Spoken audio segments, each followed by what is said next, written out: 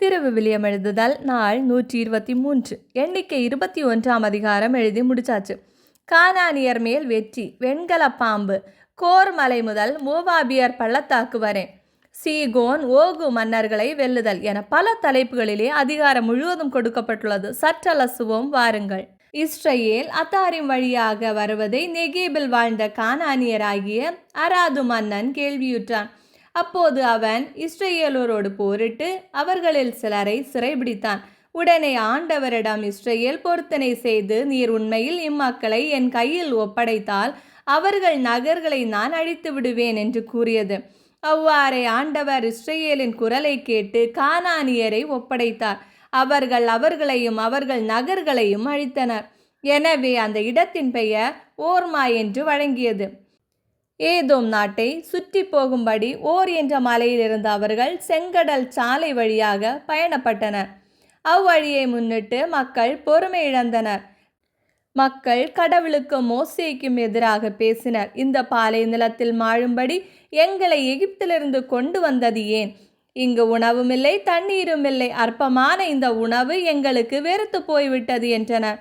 உடனே ஆண்டவர் கொள்ளிவாய் பாம்புகளை மக்களிடையே அனுப்பினார். அவை கடிக்கவே இஸ்ரேல் மக்களில் பலர் மாண்டனர். அப்போது மக்கள் மோசேயிடம் வந்து, நாங்கள் பாவம் செய்துள்ளோம், நாங்கள் ஆண்டவருக்கும் உமக்கும் எதிராக பேசியுள்ளோம். அவர் இந்த பாம்புகளை அகற்றிவிடும்படி நீர் ஆண்டவரிடம் வேண்டிக் கொள்ளும் என்றனர்.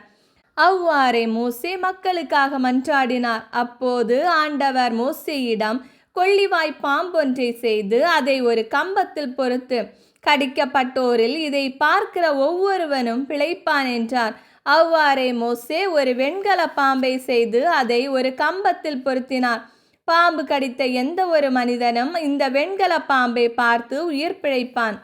பின் இஸ்ரேல் மக்கள் புறப்பட்டு ஓபோத்தில் பாளையம் இறக்கினர். அடுத்து ஓபோத்திலிருந்து பயணமாகி கதிரவன் உதயம் நோக்கி மோவாபுக்கு எதிரேயுள்ள பாலை நிலத்தில் அபாமில் பாளையம் இறக்கினர். அங்கிருந்து அவர்கள் புறப்பட்டு செரத்து பள்ளத்தாக்கில் பாளையம் இறக்கினர். அங்கிருந்து அவர்கள் பயணமாகி அர்னோனுக்கு அப்பால் பாளையம் இறக்கினர். அது எமோரியர் எல்லையிலிருந்து தொடங்கும் பாலை நிலத்தில் உள்ளது.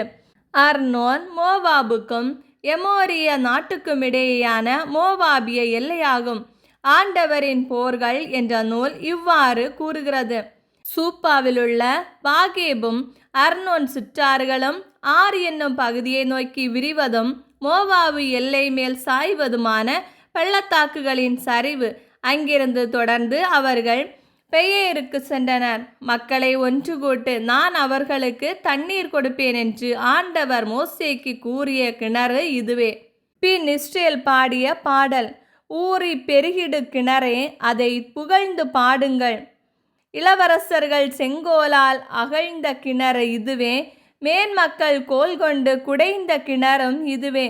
பின் பாலை நிலத்திலிருந்து அவர்கள் மத்தானாவுக்கு சென்றனர்.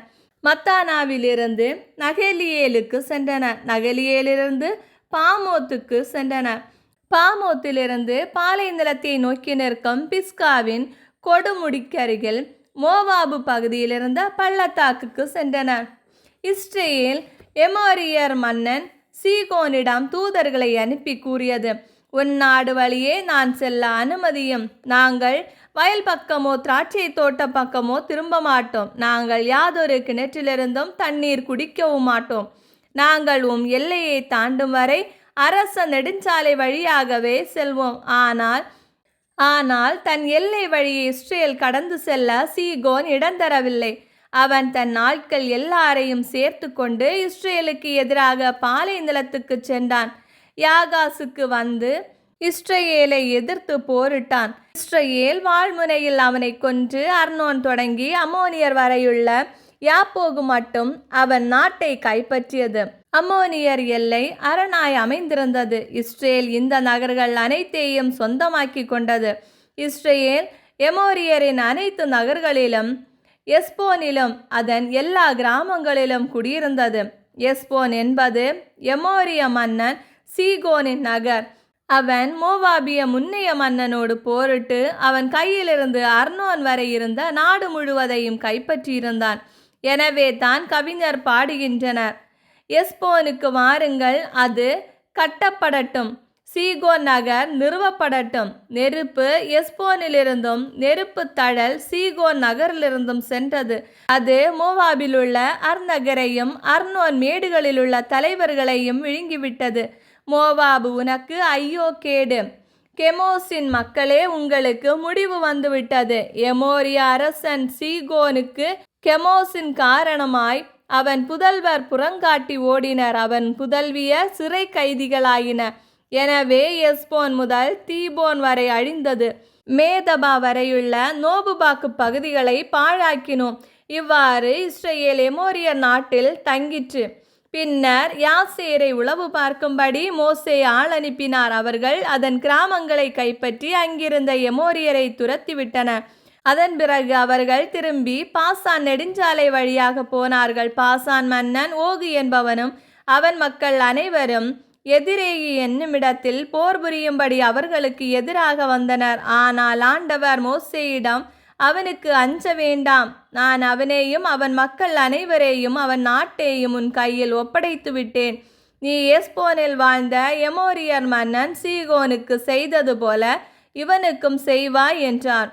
அங்கனமே அவர்கள் அவனையும் அவன் புதல்வரையும் அவன் மக்கள் அனைவரையும் ஒருவர் கூட எஞ்சியிராதபடி கொன்றொழித்தனர்.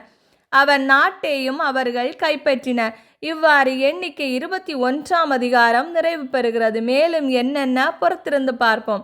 இந்த வீடியோ பிடிச்சிருந்தா லைக் பண்ணுங்கள், உங்கள் ஃப்ரெண்ட்ஸ் அண்ட் ஃபேமிலிக்கு ஷேர் பண்ணுங்கள், உங்களுடைய கருத்துக்களை கமெண்டில் சொல்லுங்கள். இறையோடு உறவாட எங்களோடு இருங்க. மீண்டும் சந்திப்போம். அன்புடன் உங்கள் ஷீபா ஜான்.